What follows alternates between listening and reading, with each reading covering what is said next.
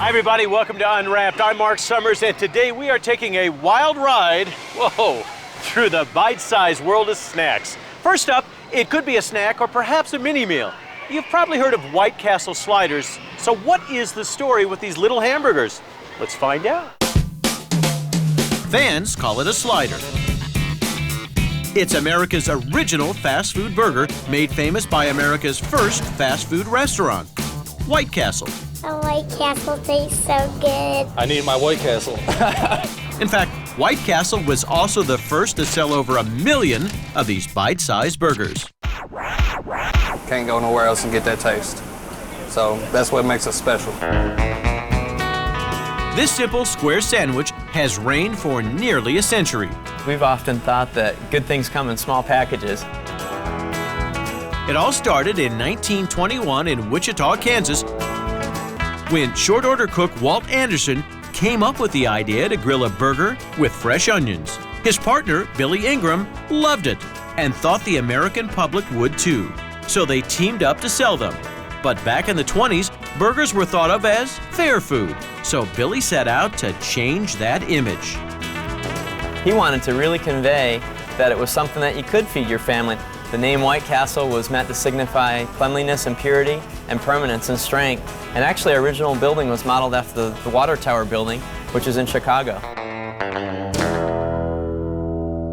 White Castle was born, and they sold their burgers for just 5 cents apiece. Today, they sell more than 600 million sliders every year. The reason so many succumb to the White Castle crave?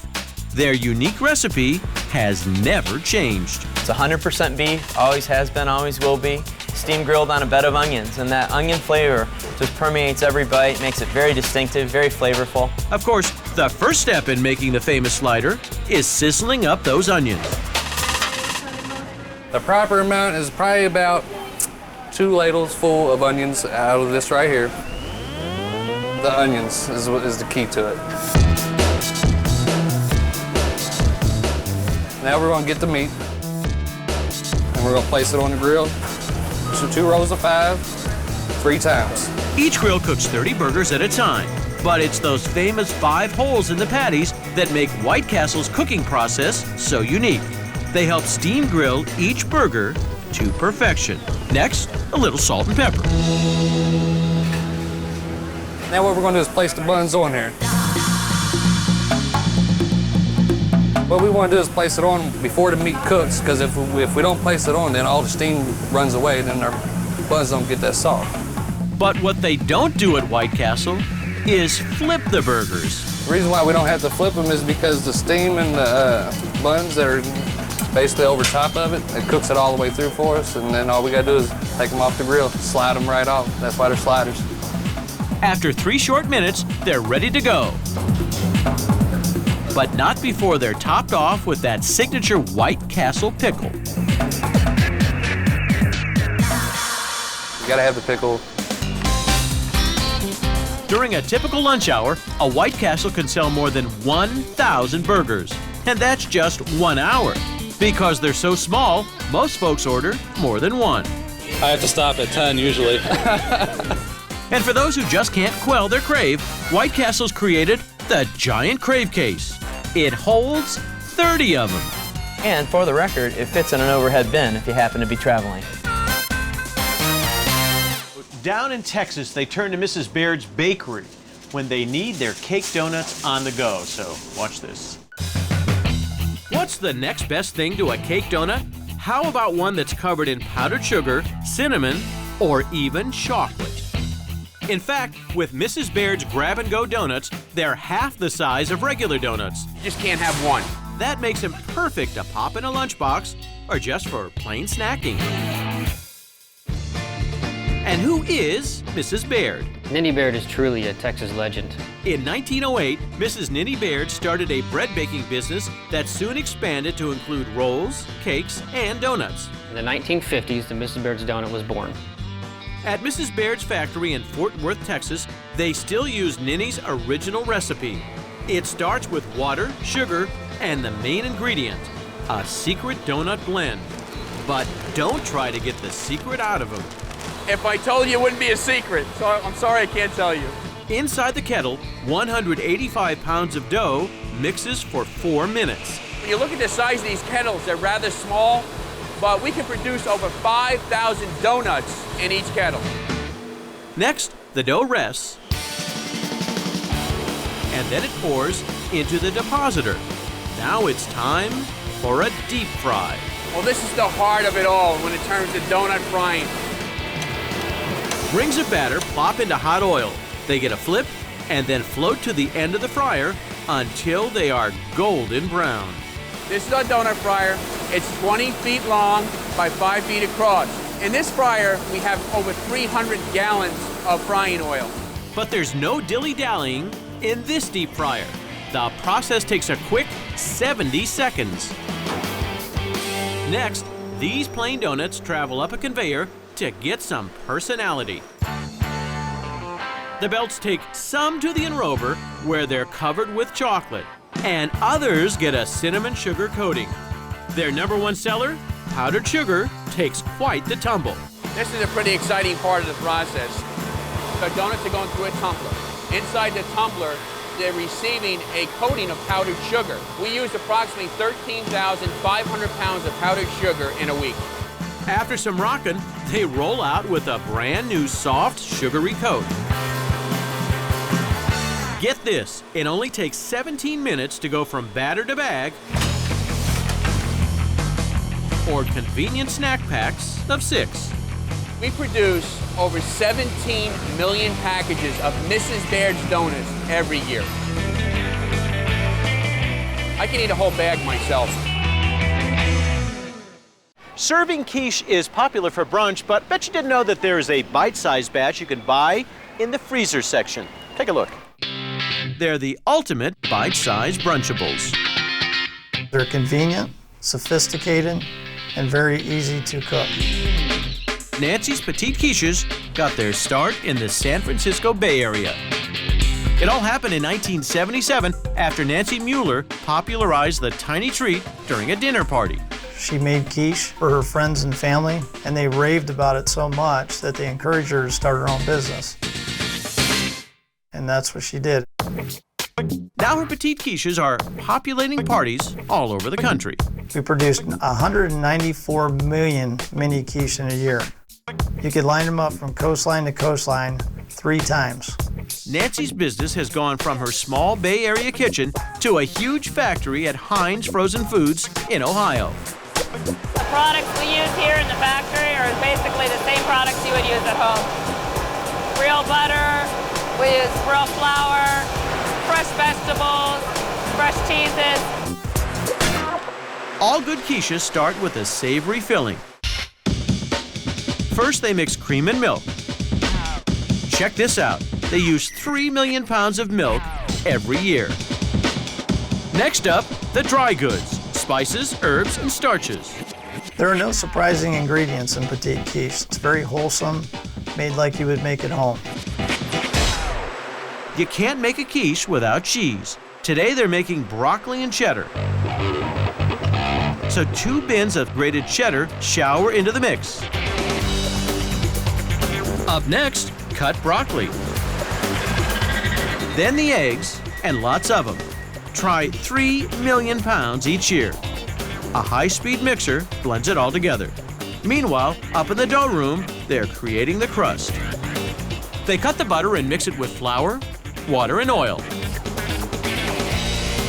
Every year, they haul in 1 million pounds of butter to churn out these Petite pastry shells. But there's no high-tech process to getting this dough down 1 floor to the depositor. Just some serious muscle. It's actually dropped through the floor, through a stainless steel chamber, into a hopper in the dough depositor. Then tiny blobs of dough squirt into baking cups. Next, a machine stamps the dough into tiny little pie crusts. Now the dough cups get a dose of filling. More than 100 mini quiches line each baking pan. Then they trek through a giant oven where they cook at 450 degrees Fahrenheit for 15 minutes. From there, it goes into the freezer for 45 minutes, at negative 22 degrees. Finally, they get an eagle eye inspection from these quiche connoisseurs. Once they pass, they're off to packaging, where they box up 600,000 Petite quiches every day. That's a lot of quiche. And talk about a lot of flavors, they feature 4 different delectable quiches. Broccoli cheddar, Florentine, Lorraine, and 4 cheese. Quiches used to be considered a fancy food for women only. But today, well, things have really changed. Real men do eat quiche. Hey, welcome to Unwrapped. I'm Marc Summers, and today we're celebrating birthdays as only we can. Now, usually you would discourage your guests and kids from eating their birthday party hats, but the folks at Swiss Colony, well, they're trying to change that. They want you to have your hats and eat it too. Besides the presents and the cake, you can't throw a birthday party without the party hats. Everyone likes a birthday hat, but no one likes to get hat head. But you don't wear these party hats. You've got this wonderful icing that surrounds this vanilla cake and scrumptious strawberry cream. They stack this triple layer cake at the Swiss Colony factory in Monroe, Wisconsin. The cakes start as a slurry. To make a slurry, we combine flour, sugar, eggs, vanilla. They pump the slurry into a continuous mixer that adds air to the liquid, making it light and fluffy. Then the batter slides out in one long sheet. The cake flows right onto an oven called a band oven that's 60 feet long. It takes 7 minutes for the cake to come through the band oven and be baked. It's one continuous strip at the point it comes out of the band oven. Then the guillotine cuts the cakes into these pieces here. And then they go down this line through a cooling tunnel. While the sheet cakes travel through the cooling tunnel, workers whip up some buttercream frosting. They mix shortening, sugar, powdered milk, and butter. Then they add the strawberry flavoring. They load the frosting into a hopper, but before it spreads onto the cake, you'll never guess what they layer on first. This sticky orange goo is a key ingredient. There's a thin layer of apricot jam, and that gives the product just a little bit more of a citrus note, a little more of a tang. While the jam helps keep the cake moist, workers start building the yummy layers. A layer of cream and a layer of jam, and another layer of cake is added to the pan until we stack it up into a big chunk of cake we call a brick. After they build the bricks, the cakes chill out in a cooler, where they stay for 48 hours in order to set up so they're stiff enough for us to cut. And you won't believe how they slice them. You gotta check this out. They go through our water cutter. Yep, this robotic machine uses water to cut the cakes into triangles. The water cutter cuts the cake by forcing water at very high pressure, approximately 40,000 pounds per square inch, and it just shoves the water through the cake so fast that it makes a cut and none of the water stays. Perfect triangle and perfectly dry cake. We get about 250 birthday hat cakes out of a single brick. But they're not done yet. These triple-decker triangles travel toward a sugary white waterfall. The baby cakes disappear in this wall of frosting and come out the other side enrobed in icing. They cool off, then it's time to add the fine details. One thing that makes them really unique is that they're decorated by hand, so every one of them is slightly different. Hats off to the party planner. Swiss Colony ships across the U.S.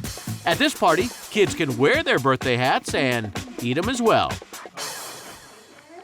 Hi, welcome to Unwrapped. I'm Marc Summers, and today we're taking a close-up look at tiny treats and bite-sized sweets. You know, those snacks that make it that much harder to have just one. Bite-sized food has become really big business. These days, everything from cookies to candy has downsized. But our first story is one of the original mini mouthfuls. It's bite-sized gum. So right now, let's see how one company keeps track of all these tiny little chews. Watch. It's gum with a miniature twist. To see a little tiny watermelon is a very appealing thing for a kid. The big kids at Concord Confections are busy growing seedlings, tiny gumballs in the fashion of fruit. The inch-long chewables grow in strawberry, lemon, grape, orange, apple, and watermelon. The basis of the idea is just that kids absolutely adore fruit. And if fruit isn't nice enough looking on its own, it's even more adorable when you take it down in size. And inside the fruit is another small secret. When you break them open, there's of course candy seeds, and those are nonpareils. Nonpareils is French for nothing better. Most Americans call them sprinkles and put them on everything from chocolate to cupcakes. It's not really the candy seeds themselves, because those are the sort of things that people have seen before, but what's magic about them is actually being able to get them inside of a gumball. That magic starts in the mixer as different fruit flavors get churning. There's gum base, there's sugar, there's flavor, and there's color. And it's really the combination of these things that give gum its taste and its feel and its look. Gum used to get its chewability from natural tree resin. Nowadays, it's the same rubber used in car tires. Once it gets prepared, the gum squeezes out in what looks like a solid tube, but more is happening than meets the eye. And basically, we inject into the ropes all the little candy seeds. The long ropes are rolled thin and cut into smaller sections. Then, hidden forming rollers make the gum round and uniform. When we make seedlings all the same size, for obvious reasons, it's a little tough to make a gumball the size of watermelons. From the former, the round fruits like grape and apple shimmy to keep their perfect circle. And in a secret process, funkier shapes like lemons form in a special machine. Next, thousands roll into panners to get final color and high shine. We make probably in excess of 50 million pieces of gum a year, which is one for every single child in the United States. But it's tempting to pop more than one and mix your fruits. It's great to eat just a strawberry, but it's even better to eat a strawberry and a grape together.